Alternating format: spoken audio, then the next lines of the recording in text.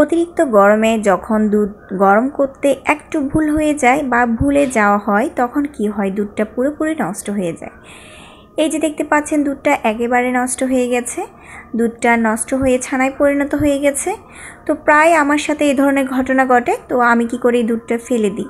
আমার মতো এই বোকামি আপনারা কারা কারা করেন আমাকে কমেন্ট করে জানাবেন। তো ভিউয়ার্স, আজকের পর থেকে এই দুধটা আর ফেলতে হবে না, আর মার থেকে বা শাশুড়ির কাছ থেকে বকাও শুনতে হবে না। আজকের ভিডিওতে আপনাদের সাথে এমন একটা রেসিপি শেয়ার করব যেটা এই দুধ দিয়ে তৈরি করে খাওয়ালে সবাই কিন্তু খুশি হয়ে যাবে এবং অবাক হয়ে যাবে। হ্যাঁ ভিউয়ার্স, আজকের রেসিপিটি হচ্ছে লাচ্ছি রেসিপি। এই লাচ্ছিটা এত বেশি সুস্বাদু হয়, সামান্য একটু টেকনিক ব্যবহার করলেই এই ধরনের মজার কিছু তৈরি করে ফেলতে পারবেন। তাছাড়া লাচ্ছি নয়, এই দুধ দিয়ে অনেক ধরনের রেসিপি তৈরি করা যায়। নেক্সট ভিডিওগুলোতে আমি সেটা দেওয়ার চেষ্টা করব। তো আজকের একটা ছোট্ট ভিডিও আপনাদের সাথে শেয়ার করব, আর সেটা হচ্ছে লাচ্ছির রেসিপি। এই দুধটা দিয়ে, এই যে নষ্ট হওয়া দুধটা দিয়ে এত মজার লাচ্ছি তৈরি করা যায়, এটা আসলে কল্পনাও করতে পারবেন না। আমি সব সময় এই ধরনের দুধগুলো কিন্তু ফেলে দিতাম, বাট এখন যেটা করি, আমি মোটেও ফেলে দিই না। এই নষ্ট হয়ে যাওয়া দুধ দিয়ে আরও মজার খাবার তৈরি করা যায়, মজার ডেজার্ট আইটেম তৈরি করা যায়। তো চলুন তাহলে আর কথা বাড়াচ্ছি না, আজকের লাচ্ছি রেসিপিটি আপনাদের সাথে শেয়ার করি। তো দেখতে পাচ্ছেন দুধটা মোটামুটি নষ্ট হয়ে গেছে, অর্থাৎ দুধটা গরম করতে একটু লেট হয়ে গেছে। যখনই আমি চুলায় দিয়েছি সাথে সাথে দেখলাম যে চারিদিক থেকে একটু ছড়া হয়ে গেছে, অর্থাৎ হালকা ছানায় পরিণত হয়ে গেছে।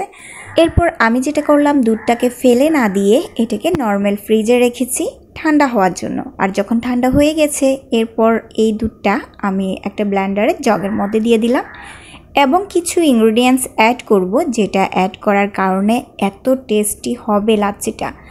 সো ভিউয়ার্স, এর মধ্যে আমি দিয়ে দিব প্রায় 3 টেবিল চামচ পরিমাণ গুঁড়ো দুধ। তো গুঁড়ো দুধের পরিবর্তে আপনারা চাইলে এর মধ্যে কনডেন্স মিল্কও দিতে পারেন। তো যাই হোক, আমি গুঁড়ো দুধ দিয়ে দিলাম এবং গুঁড়ো দুধটা দিয়ে দেওয়ার পর এর মধ্যে আমি পরিমাণ মতো চিনি অ্যাড করব। তো এখানে আমি 2 টেবিল চামচ পরিমাণ চিনি অ্যাড করলাম। তো চিনিটা অবশ্যই আপনারা আপনাদের পছন্দ অনুযায়ী বাড়িয়ে অথবা কমিয়ে দিতে পারেন, আর যদি চিনিটা না খান সেক্ষেত্রে স্কিপও করতে পারেন। তাছাড়া এই দুধের মধ্যে আপনারা চাইলে মধুও অ্যাড করতে পারেন। সো যাই হোক, এই সবগুলো উপকরণ দিয়ে দেওয়ার পর 1 চিমটি পরিমাণ লবণও এর মধ্যে অ্যাড করব। সো ভিউয়ার্স, লাচ্ছিটি তৈরি করতে প্রতিদিনের মতো একটা রিকোয়েস্ট থাকবে আপনাদের কাছে, সেটা হচ্ছে আপনারা যদি আমার চ্যানেলে নতুন ভিউয়ার্স হয়ে থাকেন তাহলে প্লিজ চ্যানেলটিকে সাবস্ক্রাইব করে পাশে থাকবেন, আর পাশে থাকা বেল বাটনটি ক্লিক করে দিবেন। এতে করে যেটা হবে, পরবর্তী ভিডিও ছাড়ার সাথে সাথে নোটিফিকেশন আপনাদের কাছে পৌঁছে যাবে। সো যাই হোক, দেখতে পাচ্ছেন এখন এই মিশ্রণটা খুব ভালোভাবে মিক্স করে নিচ্ছে একটা চামচের সাহায্যে। এরপর এটা ব্লেন্ড করব খুব ভালোভাবে। সো ব্লেন্ড করার পর এটা এত বেশি স্মুথ হয়ে যাবে আর এত টেস্টি হবে। তো যাই হোক, দুধটা কিন্তু এখনও অনেকটা ঘন রয়ে গেছে। এখানে আমি কিছু নর্মাল পানি অ্যাড করব, যেহেতু দুধটা নর্মাল ফ্রিজে রাখার কারণে ঠান্ডা হয়ে আছে। তো নর্মাল ঠান্ডা পানি আমি এর মধ্যে অ্যাড করব। তো ঠান্ডা এই ধরনের লাচ্ছি খেতে এত বেশি মজা হয়, এটা একেবারে রেস্টুরেন্ট স্টাইলের হয়ে থাকে, মানে এত টেস্টি। ঠিক আমরা বাইরে যেরকম রেস্টুরেন্টে খেয়ে থাকি ঠিক তেমনই এটার টেস্ট, এত বেশি মজা। আপনারা প্লিজ একবার হলেও ট্রাই করবেন।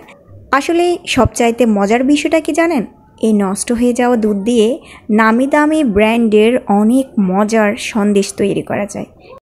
ভিউয়ার্স, আপনাদের মনে প্রশ্ন জাগতে পারে যে দুধ নষ্ট হয়ে যাওয়ার পর দুধের স্বাদ চেঞ্জ হবে কিনা বা কোনো বাজে স্মেল পাওয়া যাবে কিনা, বাট এ ধরনের কিছুই হবে না, দুধের স্বাদ পুরোপুরি অটুট থাকবে।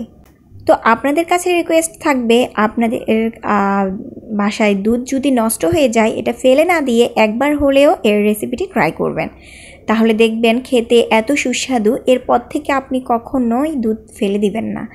নষ্ট হয়ে যাওয়া দুধ সাথে সাথে রেসিপি তৈরি করতে না পারলে এটা ডিপ ফ্রিজে চাইলে সংরক্ষণ করে রাখতে পারেন। পরবর্তীতে আপনার যখন লাচ্ছি খেতে ইচ্ছে হবে তখন ডিপ ফ্রিজ থেকে ওই দুধটা বের করে তারপর সেম প্রসেসে লাচ্ছি তৈরি করে খেতে পারেন। দেখবেন এত বেশি মজা। বা গরম থেকে আসার পর যদি এই ধরনের একটা ঠান্ডা ঠান্ডা লাচ্ছি 1 গ্লাস পরিমাণ খাওয়া যায় তাহলে কিন্তু শান্তি লাগবে। আশা করছি আপনাদের এই রেসিপিটি অনেক বেশি ভালো লেগেছে। তো আজকের মতো বিদায় নিচ্ছি। আল্লাহ হাফেজ।